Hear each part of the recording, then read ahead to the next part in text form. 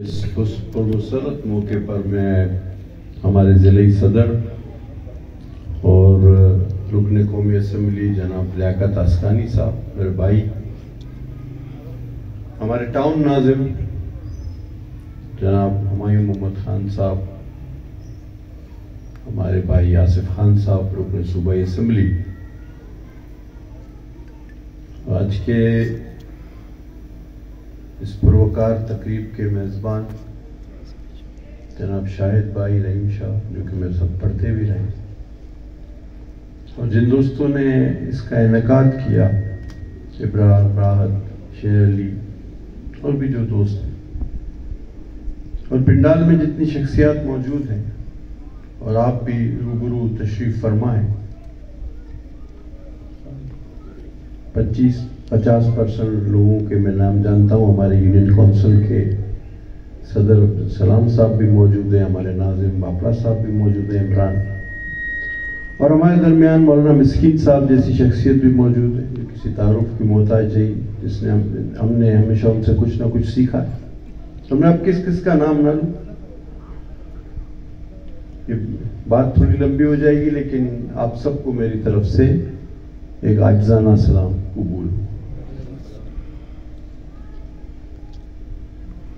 मैं कोशिश करूंगा कि ऐसी बात ना हो जो दोहराई जाए, जो आपसे मुझसे पेशरो मुकर्रीन ने ना कही हो। आसिफ से लियाकत, हुमायूं, सबने आपसे बात की, और मुद्दा जो था उमर फारूक भाई तशरीफ फरमाए, माफ कीजिएगा, इस तरह बार बार नजर पड़ती है यूसुफ पर भी, तो ये एक लंबा सिलसिला है जिसका नाम ना ले सका हो, माफ करें। मैं अपने मुद्दे पे आता हूं। जो आसिफ ने बात की, जो हुमायूं ने बात की, जो लियाकत ने बात की, लबोलुबाब ये था कि आप खुद भी गवाह हैं, आज से नहीं, 5 साल से नहीं, 1 दहाई से नहीं, 2 दहाई से नहीं, गुज़िश्ता 2-2.5 दहाइयों से, 10 साल के अरसे हो गए, आप सब गवाह हैं।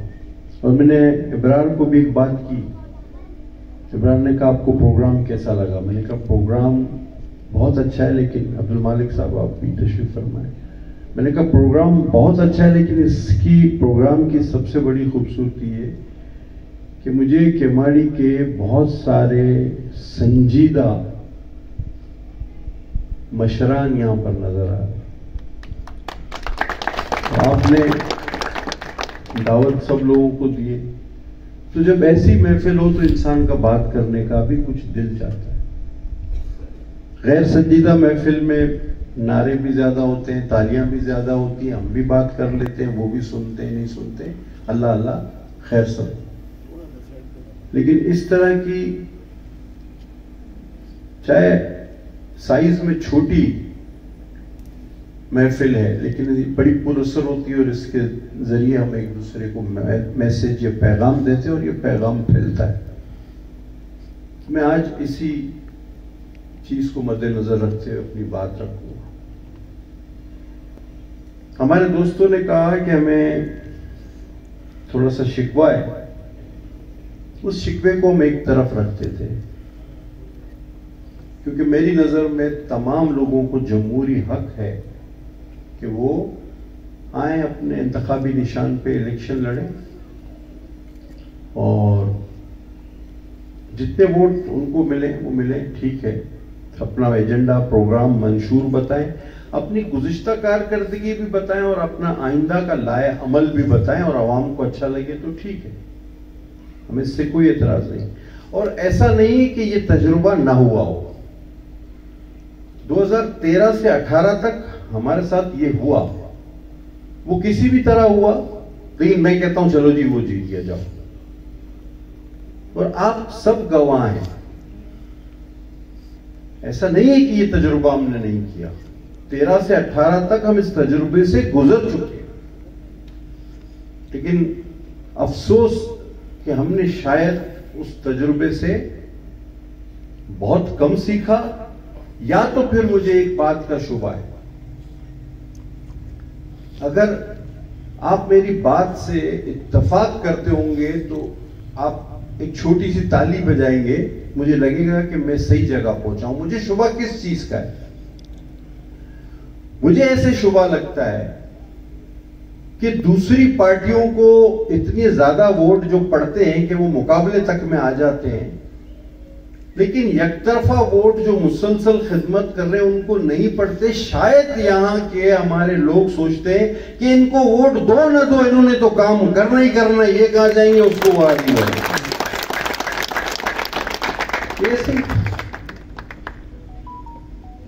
ये तो काम करेंगे, इनको वोट दो ही ना दो, ये आया यार इसको वोट दे दो, इसको यार, बाकी उसका वो अपना मसला नहीं है, उससे काम ले रहे, वोट उसको दे दो।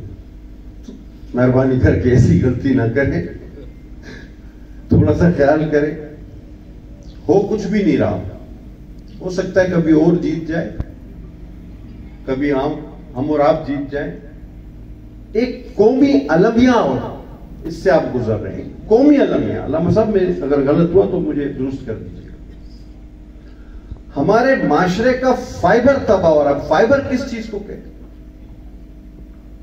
कि जब आप बकरे को भी ज़िबा करते हैं तो उसके जो दिल और उसके जो आज़ा होते हैं, जो खासकर इंतहाई कीमती नाजुक आज़ा इंसान में भी होते हैं, जानवर में भी होते हैं, तो आप देखते हैं कि उनके गिर्द एक पतली सी झिल्ली होती है, चाहे वो कपड़े की हो, चाहे अल्लाह ताला ने एक झिल्ली गफूर रहीम ने उसके प्रोटेक्शन के लिए दी है, वो फाइबर होता है, वो उस चीज को संभाल के रखता है। किस चीज से? एक गलत या बैरूनी खतरे से। तो ये गुज़िश्ता 6-8 सालों से 10 सालों से हमारे माशरे का एक फाइबर तबाह हो रहा है, उस पर शायद हम गौर नहीं कर रहे। आज सीट कोई और ले गया, कल आप ले जाएंगे। आज ये पार्टी ले गई, कारी गुलरहमान साहब भी थे, एजाज शफी साहब भी थे, हमारे क्या उसके बेटे का क्या नाम है, मुजाहिद सलमान, वो भी था, मैं भी हूं।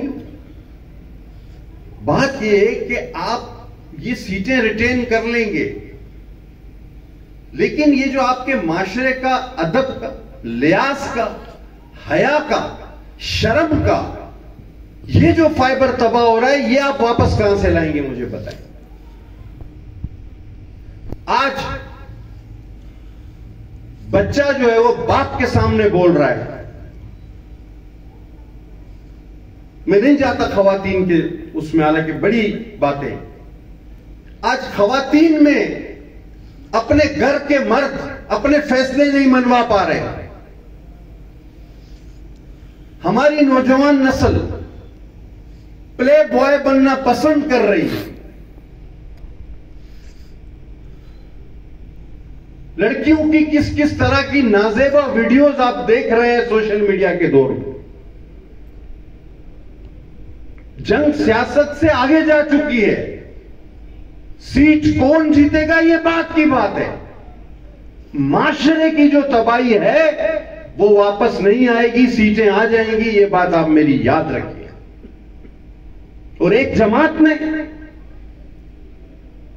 बाकायदा प्लानिंग के तहत हमारे माशरे का ये फाइबर तबाह करने की कोशिश की है। ये जहां पर किसी की तमीज बाकी नहीं रही, किसी की इज्जत बाकी नहीं रही। हर पगड़ी जिस पहनता है जो इज्जत वाला, उसकी पगड़ी उछालो, सफेद कपड़े वाले पे कीचड़ उछालो, उसको गाली दो, उसके सामने रक्स करो, रक्स सुरूर की महफिलें सियासत में मिक्स है। फिर हाथ में भी तस्बीह है, डांस भी हो रहा है, मदीना की रियासत भी है। ये क्या मसला, ये कौन सा मजाक? हम नहीं कहते जमात इस्लामी, जमीयत उलमा इस्लाम अपनी जगह है, वो शरीयत की बात करते हैं, मजहब की बात करते हैं। हम कहते हैं आपकी आइडियोलॉजी, आप ठीक हो, आपसे हमारा नजरियाती इख्तलाफ हो सकता है, हम लिबरल हैं, हम डेमोक्रेटिक हैं, लेकिन हम आपकी बड़ी इज्जत करते हैं। लेकिन ये कौन सी बात हुई कि ड्रग्स करो, डांस करो, 10 स्कैंडल मशहूर करो, 50 नंगी तस्वीरें, और बोलो मैं प्ले बॉय हूं, ये हो। मर्द औरत में कोई तमीज नहीं हो, कोई मर्दानगी और जो है कोई नस्वानियत में कोई फर्क ना हो, बाद में बोलो मैं रियासत मदीना। नऊज बिल्लाह, ये कौन सा मजाक है हमारे साथ? ये कौन सा, किस जुर्म का बदला लिया जा रहा है कि हमारा माशरा फिर आइंदा आने वाले 100-200 साल तक पता नहीं कब कोई फिर एक ऐसा सलाउद्दीन अय्यूबी पैदा हो जो इन चीजों को सरकलम कर करके ठीक करे, वरना फिर ये माशरा आपके हाथ से, मेरे बुजुर्गों मैं बता रहा हूं, ये नहीं आएगा आपके हाथ। इज्जतदार लोगों के हाथ में ये माशरा नहीं रहेगा। तो सबसे बड़ा अलमिया आपका इस वक्त ये है। और अब रिवायात, सकाफत, इकदार के साथ साथ अब इदारों पर भी होंगे, यानी अपनी जात ठीक, खुद अपना जिक्र करेंगे जी मुझे तो नऊज़-बिल्लाह किसी चीज पे यकीन भी नहीं था, मैं तो ये था, मैं तो, लेकिन फिर भी ठीक। लेकिन दूसरा अगर कोई कुछ करे तो गाली दो, हमला करो। यानी इलेक्शन तो आप सब केमाड़ी के लोग लड़ते रहे हैं आपस में, और हमेशा से लड़ते रहे हैं। हमारे वालिदैन, मेरे वालिद इलेक्शन लड़ता रहा। मुझे आज भी याद है, मेरे वालिद साहब जब बीडी चेयरमैन होते थे तो उनका बेहतरीन दोस्त वो होता था जो उनके सामने बीडी चेयरमैन का इलेक्शन हार चुका होता था। आप बताइए,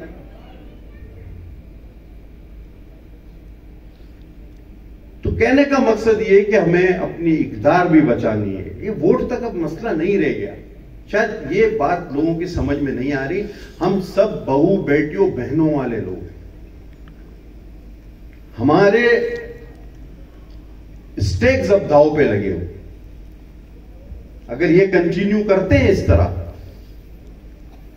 तो मैं समझता हूं बड़ी मुश्किल पैदा होगी। हमें हम सबको मिलकर अपनी रिवायात है, आज भी हम अपने से उम्र में कोई बड़ा देखते हैं, हमें अपने बड़ों ने ये सिखाया। हमने इंसान घर से रिवायात घर से सीखता है। अब दुनिया की मोअज़्ज़ज़ कौम जापान को कहते हैं। अब क्या वजह है आपको पता है? पहले 5 साल वो अलिफ बे, वहां का जो अलिफ बे हमारा नहीं, बच्चे को एक लफ्ज 5 साल तक नहीं पढ़ाते जापान में। पहले 5 साल, पहली से 5वीं क्लास तक वो कोई लफ्ज अपनी जापानी का उसको पढ़ाते ही नहीं है। 5 साल बच्चे को ये सिखाते हैं कि माँ बाप के पैर दो, असातिज़ा से किस तरह झुक के मिलो, मोहल्ले में कहीं जा रहे हो सामने से कोई आ रहा हो तो रास्ता दे दो, उसके सामने झुक के उससे मिलो। माशरती इक़्तिदार सिखाई जाती है उसको 5 साल। कि आपको कोई जोर से भी बात करे तो आपने जोर से जवाब नहीं देना है, आपने हर आदमी को देख के मुस्कुरा देना है, झूठ नहीं बोलना है, झूठ का कॉन्सेप्ट खत्म कर दो। 5 साल इक़्तिदार सीखने के बाद ये उर्दू, अंग्रेजी, फारसी सभी सीख जाते हैं। ये ट्यूशन सेंटर भी बड़े पड़े हैं और क्रैश कोर्स वाले भी हैं, लेकिन इक़्तिदार इंसान शुरुआत में अपने घर, अपने मोहल्ले से सीख के निकलता है। बहरहाल हम बात को आगे बढ़ाते हैं। आज ये प्रोजेक्ट बहुत पहले हो जाना चाहिए था। इतना हो सकता है कि इसकी अहमियत है और होनी भी चाहिए, लेकिन हम हमेशा ये कहते रहे हैं कि हम इससे ज्यादा बड़े काम करना चाहते हैं और कर भी रहे हैं। लेकिन एक प्लाट बेचने वालों से मेरी गुजारिश है, खरीदने वालों से तो मैं नहीं कर सकता। ये जो समंदर भर भर के बेच रहे हैं ये सारे भाई, जो भी है मेरा भाई लैंड ग्रैबर, वो मेरा भाई है, कोई मसला नहीं है, लेकिन वो डेवलपमेंट चार्जेस भी ले ले जिससे प्लाट बेचता है, जिसको वो बड़ाई करके जब प्लाट बेचता है और ये गैर कानूनी काम अल्हम्दुलिल्लाह इंतहाई ईमानदारी से वो कर रहा है, तो वो डेवलपमेंट चार्जेस भी ले ले। डेवलपमेंट चार्जेस ये होते हैं कि जब प्लाट बेचता है कोई तो वो वहां पे रोड रास्ता भी बनाता है, पानी की लाइन भी डाल के देता है, सीवरेज की लाइन भी डाल के देता है, बिजली भी पहुंचा के देता है। सारी सोसाइटियां यही काम करती हैं। वो खुदा के बंदो, प्लाट बेच के तुम निकल जाते हो इधर, फिर सारे हमारे सर पे देखो यार, पानी नहीं है, बिजली नहीं है, ये नहीं है, वो नहीं, ये कहां है? तो मेरी लैंड ग्रैबर हजरात से गुजारिश है हाथ जोड़ के कि भाई ये सर्विस चार्जेस ले लिया करो और ये पाइप भी डाल दो, पानी भी दे दो, बिजली भी पहुंचा दो, पैसे तुम कमा के निकल जाते हो, बाद में ये शोर सर हमारा। अब क्या बोलूं मैं, क्या क्या बातें सुननी पड़ती। तो आपकी तो चांदी लगी हुई है और बातें हमें सुननी है और सारा काम हमने करना है। कैमाड़ी के लिए 100 बार प्लान किया सीवरेज का, निकासी अभी मैं आ रहा था, मोहम्मद खान आप ज्यादा तवज्जो दीजिएगा, जो 30-40 फुट का रोड है, जिसको कहने को पता नहीं कितने 100 फुट का रोड कहते हैं, हाँ ये 20 फुट का ही था, मैं तो मुश्किल से आया, बोलने को वो 100 फुट है, 60 फुट है, पता नहीं, हाँ 60 फीट, वो 20 फुट भी नहीं है अभी बाकी। उसकी हालत भी खराब थी, सीवरेज का पानी था। अच्छा मेरा ये काम हो ना हो सीवरेज का, वहां जो आदमी खड़ा है, मैं वहां से गुजरता हूं, बोलता देखो यार ये पानी, अच्छा भाई ये मेरा तो नहीं, मैंने तो नहीं किया, ये गटर तो खुद तुमने आगे घर बना के बंद किए हुए, तो मैं क्या कर सकता हूं उसमें, ये मैंने बंद किए आपके रास्ते सीवरेज के, इस सीवरेज के निकासी के पॉइंट्स पे मैंने घर बनाए हैं। ये आज आपकी गलियों में ना पानी का काम हो सकता है, ना बिजली का, ना किसी की गाड़ी से आ सकती है, ना खुदा ना खास्ता कोई हादसे की सूरत में ना एम्बुलेंस आ सकती है। क्या ये मैंने बनाया है? जिस तरह अभी शायद भाई ने कहा कि आपने वो जीना बाहर निकाल दिया, किसी ने पेट बाहर निकाला हुआ, किसी ने सर बाहर निकाला हुआ, ये क्या, ये आपका मोहल्ला है, ये आप क्या कर रहे हो, ये अपने साथ कर रहे हो, किसी को फर्क नहीं पड़ रहा, ये आप खुद अपने साथ कर रहे हो। इस तरह तरक्याती काम नहीं हो सकेंगे।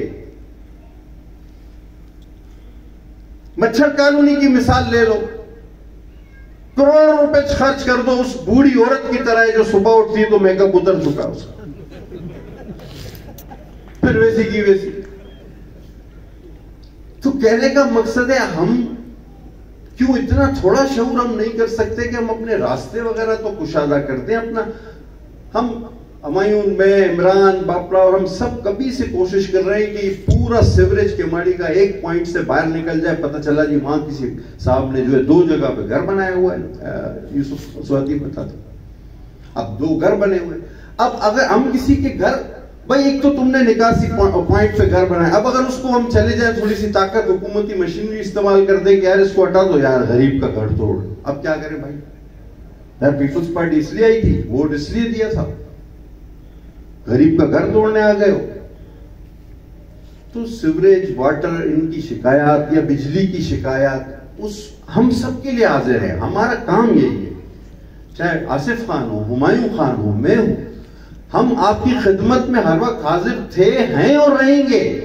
लेकिन शिकायत करने से पहले, काम लाने से पहले एक बार अपने जमीर से जरूर पूछिए कि आया जिसके पास मैं ये करने जा रहा हूं, क्या ये उसकी वजह से है, या ये उसका जिम्मेदार है, या इसको ये काम करना चाहिए, या ये हाल उसने हमारा किया है।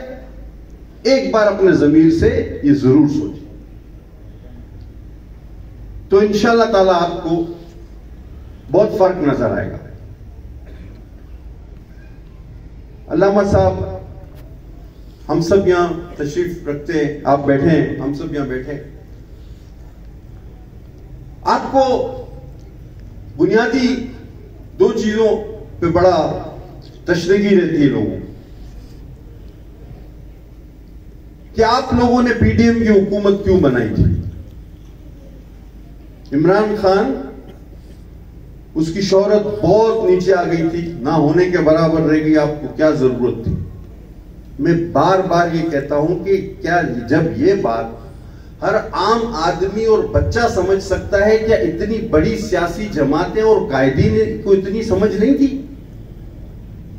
बात बिल्कुल थी, जिसका आधा जिक्र अभी हुआ। 3-4 एजेंडास पे हमारी इत्तलात के मुताबिक वजीर आजम बने थे, बनवाए गए थे। अब इससे कोई इनकार नहीं, मैं जातियात पे कभी किसी की नहीं गया, उनकी भी नहीं जाता। सब जानते हैं फंड कहां से आया, जानते ही नहीं जानते, सब जानते हैं बच्चे कहां हैं, किसके पास है, सब जानते हैं। पैसा किसने लगाया था इन पे, फॉरेन फंडिंग अकाउंट में वाजे हो चुका है, तो उन्होंने ही भेजा था। और आप देखो कि इंडिया को हम हालत जंग में भी हो, इतनी हिम्मत नहीं थी कि कश्मीर का जो है ना वो ले जाए, और हम हालत जंग में भी नहीं थे, कुछ भी उसने कोई आसरा ही नहीं किया, ले गया। और हमने क्या किया? कुछ नहीं किया, क्योंकि तय था पहले से कि ये आपको यहां पाकिस्तान का सर नीचे करना है। कर दिया इसने, कुछ नहीं सोचा। एजेंडा नंबर 2, यार मेहनती कौम है, हो सकता है बातें मैं दोबारा ना दोहरा सकूं, मौके नहीं आते, ज़हन नशीन करें। उनको पता था कि ये मेहनती कौम है, कितना भी दबाव मेहनत करेगी, गैरती कौम है, गैरतमंद कौम है, उठ जाएगी। इसका सेंट्रल फाइनेंशियल कंट्रोल हासिल कर लो, स्टेट बैंक बेच दो। आपको पता है कि इन्होंने स्टेट बैंक अपने इन 4 साल दौर में बेच दिया हजरत। आज आप कितना भी मईशत अपनी मजबूत करें, कंट्रोल में किसके है, पैसा जाएगा कहां, स्टेट बैंक। और स्टेट बैंक आपका IMF के पास गिरवी रख के चला गया, बाकायदा दस्तखत करके। कोई पूछने वाला है ये सवाल, या कोई मुबाहिसा करने को तैयार है? आ जाए सामने, हम साबित करते हैं, सबको पता है, खुले खुले आम डॉक्यूमेंट से। अब जब ये 2 चीजें हो गई, तो तीसरी चीज जो होने जा रही थी, जिसपे हमने न चाहते हुए PDM की हुकूमत बनाई, और उस वक्त सारे लोग इकट्ठे हो गए कि यार ये इंडिया चला गया, कश्मीर चला गया इंडिया के पास, स्टेट बैंक चला गया। अब हजरत यहूद को तस्लीम करने जा रहे थे, अब इजराइल को तस्लीम करने जा रहा था। अब कहेंगे आपको कैसे पता चला? रिकॉर्ड पेन के MNS की तकरीरें हैं कौमी असेंबली में। अल्लामा साहब आपने सुनियो, इनकी MNA की हमने इंतजार किया कि इनकी एक MNA ने ये बोला है कि हमें तस्लीम करना चाहिए, तो हम भी मां कोई चने नहीं बेच रहे। हम सोच रहे थे कि अगर एक MNA बात कर रहा है और इसको इसकी पार्टी ने शटअप कॉल नहीं दी, उस पर तादीबी कार्रवाई नहीं की, तो इसका मतलब है कि पार्टी खुद डायरेक्ट सामने नहीं आ रही, वो अपना ग्राउंड बना रही है। अब हम वॉच कर रहे थे, इनकी खातून MNA ने यह सिलसिला शुरू किया, असेंबली के रिकॉर्ड पे, और उसने लॉजिक क्या बताई? अब देखिए, मजहब इस्लाम आप ज्यादा जानते, का हम आले इब्राहिम पे दुरूद भेजते हैं, तो लिहाजा हमें उनको जो है तस्लीम कर लेना चाहिए। अब ये लॉजिक है, कैसे करेगा? हम चुप रहे। कुछ अरसे बाद एक दूसरे MNA सिमिलर तकरीर, अब हमें यकीन हो गया कि ये पार्टी लाइन है, ये आहिस्ता आहिस्ता इसका रिएक्शन देखना चाहते हैं, और जब रिएक्शन नहीं आएगा तो एक बार ये 2 काम जो कर चुका है, वो तीसरा एजेंडा भी अपना पूरा कर देगा कि जी ये यहूद भी मंजूर, वो तारीख पाकिस्तान जिसमें जुल्फिकार अली भुट्टो, यासिर अरफात, वो OIC इस्लामी सरबराह कॉन्फ्रेंस, वो इस्लामी मुमालिक का इत्तेहाद, ये सब हम भूल जाए, फलस्तीनियों की शहादतें भूल जाए, मुसलमानों का खून भूल जाए, सिर्फ इसलिए कि इसको फंडिंग करके 15 साल तैयार करके भेजा गया था। हमने कहा कि हमारी सियासत कुर्बान हो जाए हमारी सियासत कुर्बान, किस साल में भी पाकिस्तान हम PDM की हुकूमत बनाएंगे, इसको तीसरा काम नहीं करने देंगे। ये अब उसूल की बात थी, ये समझ में आ रहा था कि मईशत खराब कर दी, सब कुछ तबाह कर दिया, जो आएगा उसके गले में पड़ेगा, पड़ा हमारे गले में, लोग हमारे गले में पड़ गए कि तुम करके दो, अब ये भाई वो तबाही तो वो करके गया था, सब हमें पता था। लेकिन कीमत इतनी बड़ी थी कि हमने कहा शोहरत छोड़ो, ईमान बचाओ, मुल्क बचाओ। जानबूझ के IMF से ऐसे मुआहदे किए जा रहे थे कि हम डिफॉल्ट कर जाएं, और मुंह से भी इसके निकला कि डिफॉल्ट कर गए तो क्या होगा। बच्चों को पता है कि जो मुल्क डिफॉल्ट कर जाते हैं वो एटमी ताकतें अपने पास रखने के काबिल नहीं होते। अब समझ में आ रही है बात कि क्यों डिफॉल्ट कराया जा रहा था, कि जब आलमी इदारे आपको कहेंगे तुम्हारा मुल्क तो डिफॉल्ट कर चुका है, और तुम अगर दोबारा रीफाइनेंसिंग कराना चाहते हो तो तुम्हें तो इसकी कोई जरूरत नहीं, जैसे एक आदमी जिसके तन पे कपड़ा ना हो, जो 3 दिन से खाना ना खाया हो, अगर वो पिस्टल लगा के घूमे तो हम क्या बोलेंगे कि यार तुम्हारे पास पहनने को कपड़ा नहीं, खाने को रोटी नहीं, ये पिस्तौल तुम क्यों लेके घूम रहा है? अब समझ में आ रही है ये मिसाल। तो ये हमें वहां ले जा रहा था। हमने कहा इससे पहले रोक लो। हमने कीमत अदा की है, हमने अपनी शोहरत खोई, हमने इसके किए हुए सारे गंध को अपने गले में डाला, हमने मिलके इसको निकाला और इंशाअल्लाह जब तक हम हैं इसको इस सूरत में जो इसकी सूरत है आपके साथ मिलके हमेशा शिकस्त फास देंगे इंशाअल्लाह, हमेशा आपके साथ मिलके। आज आपके जरिए ये पैगाम आप बुजुर्गों, आप बासर लोग हैं, माशरे में आपकी इज्जत है, रिस्पेक्ट है, आपकी एस्पेक्ट समझाएं हमारी नौजवान नस्ल को कि तुम्हें किस तरह जानबूझ के ले जाया जा रहा है कि पाकिस्तान को तस्खीर तो ना कर सके, इसका फायदा खत्म कर दो, इसमें इक़दार खत्म कर दो, इसमें छोटे बड़े अच्छे बुरे औरत मर्द की तमीज खत्म कर दो, इज्जतदार और बेइज्जत की तमीज खत्म कर दो। ये पाकिस्तान बाकी फिर शायद ना रुक सके, अल्लाह ना करे मेरी जुबान से ऐसा लफ्ज़ नहीं। बहरहाल मामला तवील, बातें बहुत हैं, इंशाल्लाह फिर मौका मिला तो फिर आपसे बात करेंगे।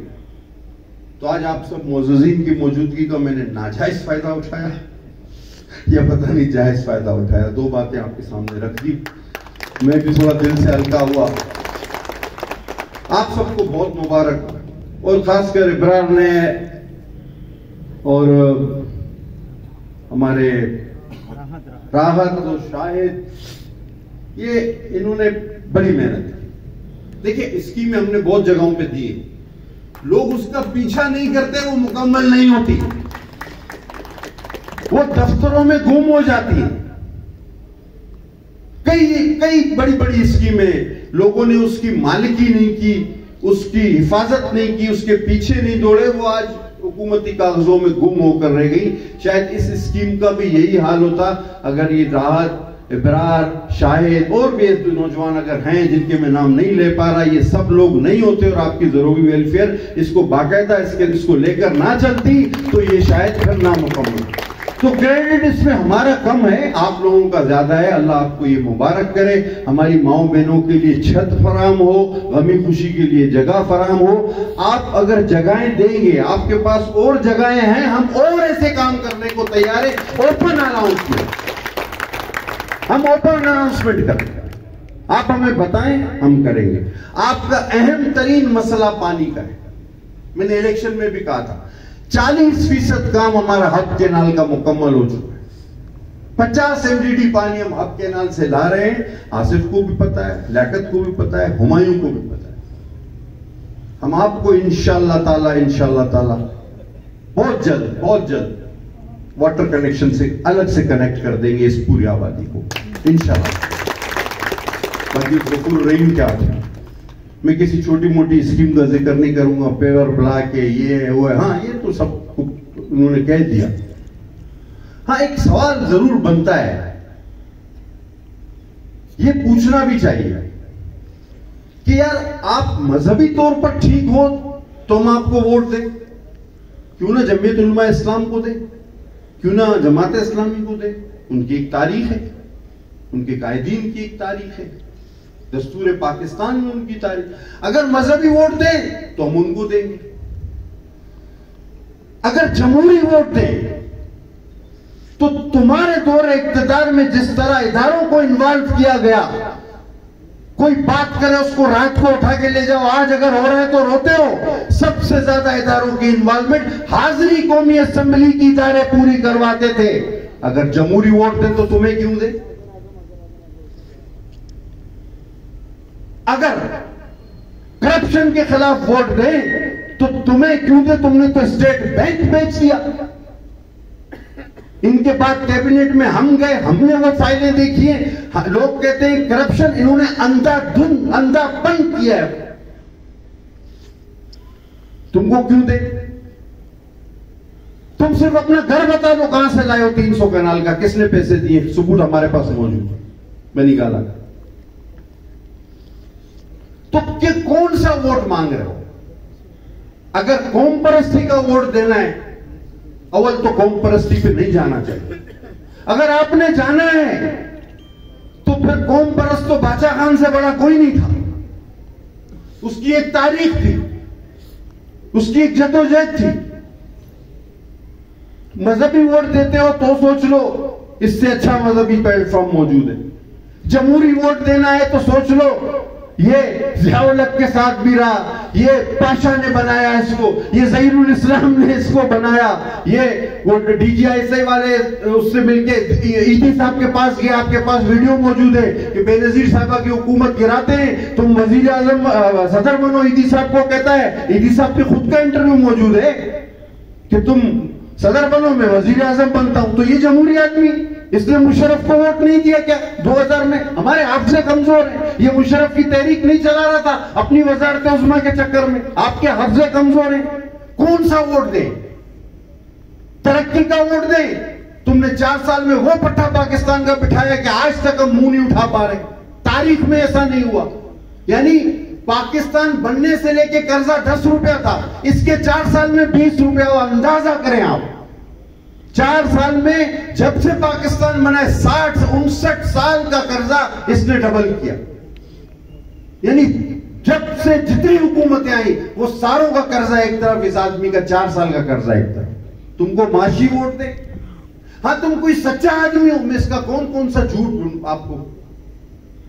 आज सिर्फ उसको अपनी फिक्र है, लोगों को समझ में नहीं आ रहा।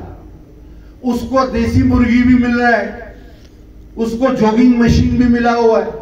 अच्छा, वैसे भी वो बाहर क्या करता था? यही करता था वो कि आपकी तरह, दूसरे की तरह किसी को खाना खिलाना, किसी को इज्जत देखना, किसी को बैठक में बिठाना, वो काम तो करता नहीं था। वो अपना जॉगिंग करता था, अपना खाना खाता था, लेटा रहता था, मस्त है। वो उसके पास पूरा है। दूसरों के बच्चों को बोल रहा है लड़ जाओ मर जाओ, लड़ जाओ मर जाओ।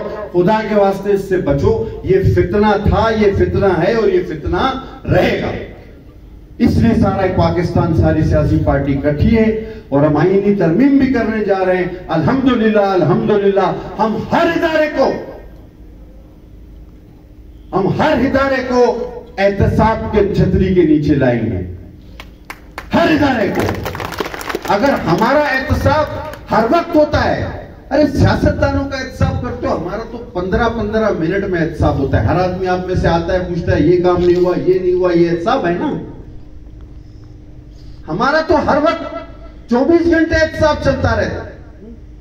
दूसरे इदारों का भी चलता है। आज ये बड़े बड़े जुब्बे पहन के full bench, half coat, full coat, किसी को फांसी पे लगा दो, किसी को दिल चाहे तो इसका केस सुनो, दिल चाहे नहीं सुनो। 25 साल से वो बेचारा 30 साल 40 साल रगड़ा खा रहा है, मर रहा है भाई। और अब आप खुद कहते हो फांसी भुट्टो की गलत होगी, मजाक था।